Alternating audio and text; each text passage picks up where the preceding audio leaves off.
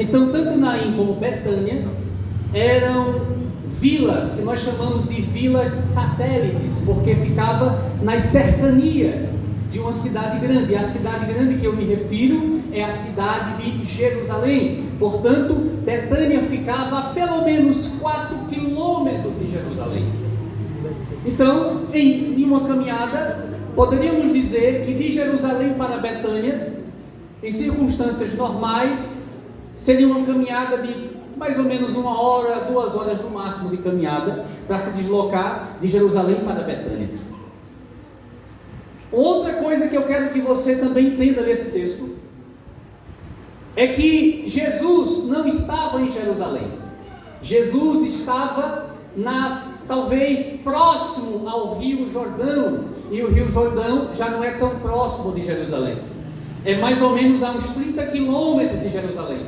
Portanto, quando Lázaro adoece nesse texto, a coisa fica tão séria, e o texto vai nos informar, observe isso, por 2 vezes, aliás, por 3 vezes no texto, você vai ver dizer que Jesus amava. Jesus amava Lázaro, Jesus amava as irmãs de Lázaro, e até os judeus, quando Jesus chega lá depois, que eles foram, as pessoas dizem, veja o quanto ele o amava. E anote isso, aprenda isso. Em um texto bíblico, quando você vê as repetições de uma expressão ou de uma palavra, o autor bíblico quer dar um destaque sobre essas palavras. Ele quer que você mentalize e aprenda que essa palavra é importante. Então, por várias vezes, por 3 vezes aqui é mencionado a palavra amar, o verbo amar. Ele amou, ele amava. Isso é interessante. Então, o texto deixa claro que a família de Lázaro era uma família amada por Jesus. Jesus amava Lázaro, Jesus amava a Marta e Jesus amava a Maria. Essa família não tinha a figura do pai mais. Essa família não tinha mais a figura da mãe. Era só os 3. E você sabe que é difícil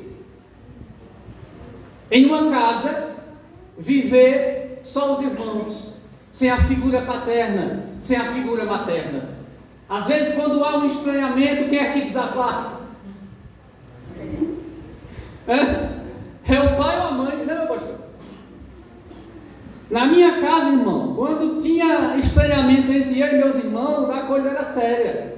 Minha mãe entrava no meio, enganchava na minha orelha, na orelha do meu irmão, da minha irmã, rapidinho resolvia. Não é assim? É importante a figura do pai e a figura da mãe. Me lembro, eu acho que se a NASA fosse estudar a chinela de uma mãe de família aqui no Nordeste, talvez fosse o primeiro míssil inventado na história. Porque minha mãe não errava uma quando atirava uma chinela na gente. Eu não sei na sua casa como que era, mas na minha era assim. A figura do pai, a figura da mãe é muito importante na família. Essa família não tinha a figura do pai e a figura da mãe. Possivelmente já haviam morrido, era só os 3. Talvez Lázaro fosse o irmão mais velho, aquele que era responsável por cuidar, aquele que era responsável por ser o provedor da família, por ser o protetor, provedor e, em certas circunstâncias, defensor e advogado das irmãs. Glória a Deus. Mas ele adoeceu. E elas, vendo que ninguém em Betânia podia fazer nada, chamaram alguém para passar um recado. Olha, vem cá, vai procurar Jesus. A gente está sabendo que ele está próximo ao Rio Jordão. Vai lá e dá um aviso para ele. Diga a ele assim: aquele a quem tu amas está doente. Essa é uma expressão, é um modo educado de dizer assim: nos ajude, venha e faça alguma coisa.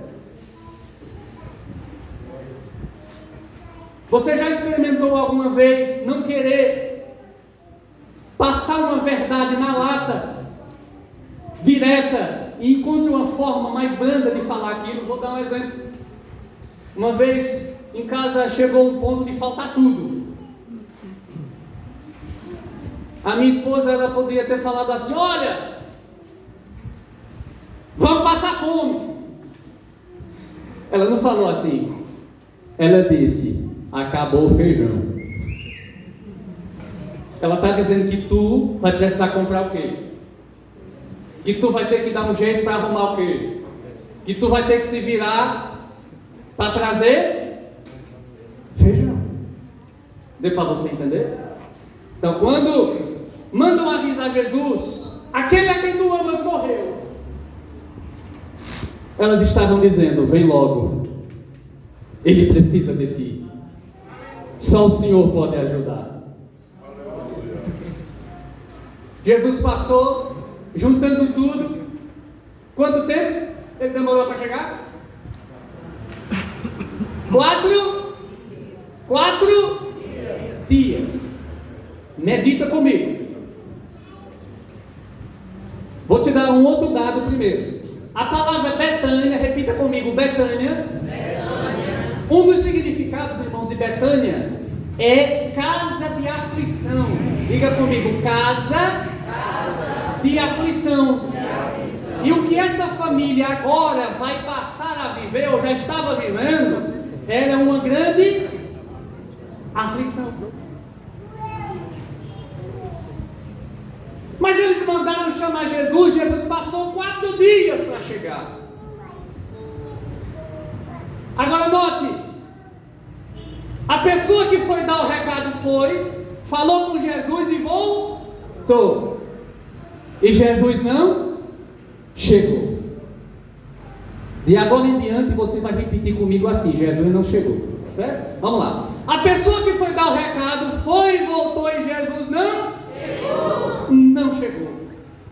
A doença se agravou e Jesus não chegou. Não chegou. A morte veio e Jesus não chegou. Não chegou. Lázaro morreu e Jesus não chegou. Prepararam o corpo, fizeram o velório e Jesus não chegou. Teve um cortejo fúnebre até o local do sepultamento e Jesus não chegou. Fecharam o sepulcro com uma pedra e Jesus não chegou. Pergunto para você: havia esperança? Havia esperança? Não havia esperança. Agora aprenda outra coisa. Aprenda outra coisa. Jesus passou 4 dias, o texto vai dizer, ele ainda se demorou 2 dias no lugar que estava, mas juntando tudo foi 4. Observe, irmãos, já fazia 4 dias que aquele homem estava morto. Um outro dado: quando uma pessoa morre, dentro de 12 horas, as células do cérebro não funcionam.